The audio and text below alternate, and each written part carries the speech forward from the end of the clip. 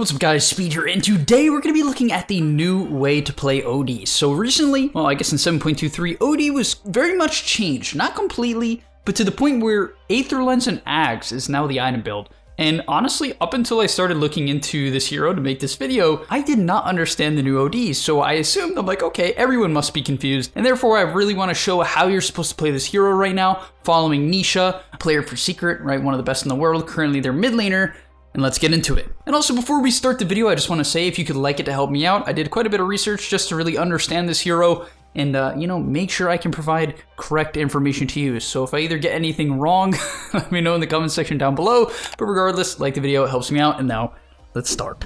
Also over on the main gameleap website, I plan to do some more content in terms of pro replays. Usually I focus more on doing the pro replays for YouTube, but I want to do a few for the main website as well. In addition, I'm doing Random 6K, if you don't know what that is. Random 6K is where I basically play pubs and I analyze my own games so you can get in the head of, me a pro player, because typically when I'm doing these pro replay analysis, I have to, and not completely guess, but somewhat guess on what they're thinking and what their opinions are. But when I'm doing my own replay analysis, I can give you exactly what I'm thinking and show you exactly how I win my games and how you can do it too. So, first thing I want to mention is the laning stage. He's against Puck in lane. Typically, Puck is a traditional OD counter because Puck has high range and a nuke to shove out the lane on OD, which is quite useful. Also, you can use your phase shift to cancel the astral animation or even your silence, which can put OD in some sticky situations.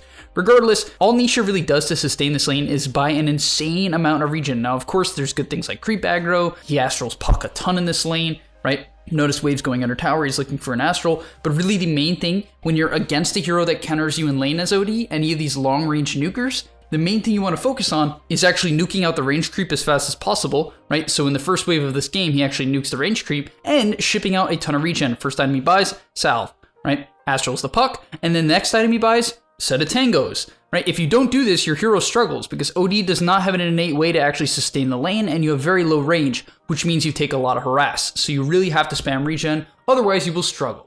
Now, one of the main things you can do to actually grieve people as OD in the game is basically when the wave goes under your tower, you simply astral them and then back up. All this does is make them miss CS. It's really, really simple but effective, right? Like, that's it. Puck just misses 2 CS, and he does this a lot throughout the laning stage, so it's something I really recommend. Basically, in these hard matchups, the easiest time to astral someone is when they have to last hit under tower because they have to turn around. So essentially take that into consideration and don't force the astral as much in other situations. Instead, what you should be doing, really think about this, is try to pull creep aggro under your tower, right? Or shove the wave into their tower so it starts bouncing from tower to tower because you have this advantage of being able to astral people when creeps go under the tower. And really, we're just going to kind of see the same similar pattern over and over again. Next item he buys, magic stick. Item after that, raindrops. It's like you literally can't get more defensive in this. And technically, it's not even all defense, right? To some extent, he's enabling himself to actually play offensive in some regards, right? As we see here, if we rewind, what he does is he goes aggressive. He knows he has a stick incoming, he has extra tangos, he has raindrops incoming. So he knows he has plenty of HP to go for this play here, where he astrals the Puck, which enables him to use it for this range creep CS, right? Most players, what they do is they would either astral the range creep and then the Puck would hit them, or they would simply try to auto attack it, which would then in turn force them to take a lot of damage, which would not be particularly useful for you. Now, briefly, I want to explain the spells just because I don't think people really understand them, so I'm going to give a very brief understanding so you guys can just get it without having to read it. Now your Essence Flux, which is the old ability where you'd have to use it, it was an active to gain mana when you casted your spells, is back to a passive. Meaning every time you cast a spell, you have a chance to regain mana. But it still has an active, and all the active does is it allows you to have a slow, right? So it's a passive in terms of the mana restore, but it's an active in terms of the slow, right? So if you want to slow people, you have to click it, but it does cost mana, so you don't want to do it much in the laning stage. In fact, I don't think he does it at all in the laning stage. And finally, to your ultimate, which got a really bizarre change, but I'll try to explain it to the best of my ability. Now, essentially, whenever you hit someone with an Arcane Orb, you get 1 charge. Your ulti is based around charges and max mana. So what your Arcane Orb does is it gives you 1 charge, and if you Astral someone, you get 3 charges. So as you can see, Astral is quite effective at building up these quote-unquote charges. And what the charges do is they give you max mana. And that's important because now your ultimate is based on max mana. In fact, your Q is also based on max mana, right? So as a result, it's very good to buy Ags, which gives you more Astrals. That's kind of what this build is based upon. Also, Aether Lens, in addition, that gives you max mana, right? It gives you max mana. And that's sort of the reason why this build is good now, right? Max mana works, and the Astral gives you a lot of charges that build up. In addition, anytime you Arcane Orb someone or Astral them, the duration of these charges restores. So it's kind of like you just have to keep it going, sort of like the old Astral, but you just have to keep it going rather than it builds up over time like Slark Essence. It's a little bit different. Regardless, we just want to kind of pay attention to when he starts farming side camps. If you're a mid lane player, this is very important. And the first time he actually does it is after he shoves out the 6-minute wave with a level 3 Astral, he starts just auto-attacking the creeps, right? He doesn't even end up killing them, which is funny. He literally just walks around, hits it once, backs up, Astral's in this wave, right? Hits the range creep to guarantee that it dies. And then after he pushes in the wave, back to the jungle and literally is just auto-attacking the creep. I love that so much. I just love it because it kind of just shows the level of efficiency these players play to, where they want to just increase their efficiency, hit a small creep only because that was the only option he had. I just love that so much. But yeah, this is kind of the simplicity of OD at this point. You sort of just start pushing in the wave with Astral and then jungling in your downtime. That's about it once you hit the level 3 and 4 Astrals, especially if the enemy opponent can't shove the wave back into you, right? So he Astrals the puck, the level 4 Astral kills the range creep, and then he deals with killing, the rest of the creeps by himself.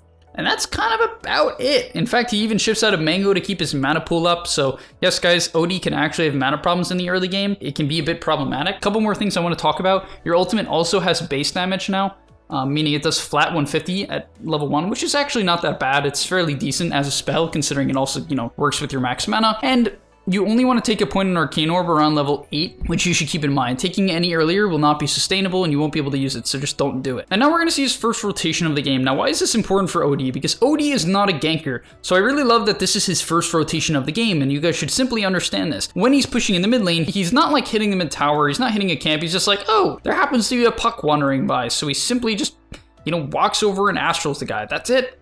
That's literally it. Do not overthink it, guys. Do not overthink something like that.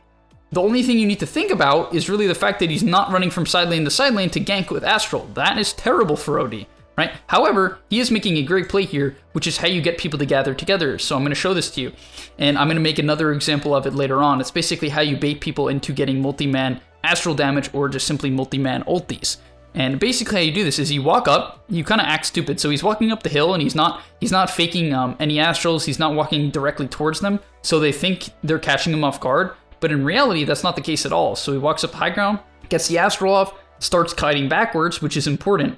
This kiting backwards is literally the difference between very good and decent players. When he's hitting this treant, he's backing up, which baits the treant in, right? Because most players aren't exactly sure of how much damage they do. Even these top level players, sometimes they overestimate themselves like that treant there. And then he gets a kill. Also, it kind of keeps you safe when you do that, which you just want to keep in mind. Like, when you're cutting backwards, it just lets you stay safe. And now we're going to see a little bit of a gank here. You click your E to slow them down. Nothing too insane, but you notice it was based upon whatever he was farming, right? What do I mean by that? Well, he didn't walk from mid straight to top. What was he doing? Well, he was taking a stack in their jungle, and he's like, oh, they're playing really aggressive top. Let me just simply rotate over. And all of a sudden, the disruptor's like, oh, wow, what are you doing here? And it's just, it's just a clean gank. This is really what I like to call a clean gank that doesn't grief your farming patterns, which is just so important. Now, moving on, all I want to say is that do not get caught up in fighting. Let's say you have one good fight. That doesn't mean you should fight for the rest of the game, right? A lot of people get this wrong. They have a singular good fight, and they're like, oh, okay, I'm going to spend the rest of the game just running around and trying to make things happen. That does not work. You notice he backs up. He's like, okay, I died, right? He died. I didn't show it because it didn't really matter too much, but he died, right? And now he's just hitting some jungle creeps. He picks up this Aether Lens in the jungle, which gives him a ton of mana and allows him to sustain his Q. In addition, you should note that he has only 1 point of Q, which really helps him, right? It really helps him to just sustain using this Q as much as he wants, rather than having to focus on like shipping out clarities or anything crazy like that. But yeah, as you can see, as we just run through this, it's sort of simple. It's like, okay, you push out the bottom jungle camps, there's a wave mid, he's gonna go Astral the wave mid. Actually, no, he even saves it because he felt like he could kill it fast enough with his Q now. And this is kind of the cleanliness. It's like, okay, I push out mid, what do you know? There's a fight top, maybe I'll show up. Doesn't look too great, so he's probably gonna have to kite up at some point. Actually, no, that's a fantastic Winter's Curse onto the puck. And now he also has 12 charges, 13 charges, which is going to help him build up. And look at this movement. This is beautiful movement. This is movement of a top tier player here. So let's really analyze this so you guys can see it and try to reciprocate it. Because a lot of people see this and they'll be like, oh, I do that. But no, you don't. Trust me, you don't. So really try to think about it. Basically, he Astrals this Centaur. He's waiting for the Centaur to try to approach on him, right? Because Centaur only lives if he gets his stomp off somehow, which is unlikely if OD is even decent. So he hits him once, backs up, makes the Centaur mess up his stun, you know, then ultis because he gets them together, which is a great play, right? He baits the Treant in to save the Centaur gets baited in because he attack moved him, and then all of a sudden he hits a 2-man ulti, and literally that's the difference between him getting 0 kills and him getting 2 kills. And I have to put this in the video. This is, look at this, this is beautiful. Literally kills 2 heroes, he's like, oh, where's the creep wave? Yup. This is what we call top tier Dota boys. You take a fight, you're instantly thinking, where's the creep wave? If your brain isn't focused around this, you're like, oh, there's a problem. And then what do you know? Back to the jungle. It's kind of a simple formula. It can be a bit difficult to execute on sometimes, but if you really try to copy this and think about it, you'll become far better. And it's kind of the main message I'm trying to press with these mid lane videos, because I think people really believe every single game has to look vastly different and there's some like wild formula to get better. No, that's actually the reason why you get held back. It's actually maybe simpler than you think. I'm not saying everything in all of his movements and his spellcasting isn't perfect, because it is close to perfect. It's up there.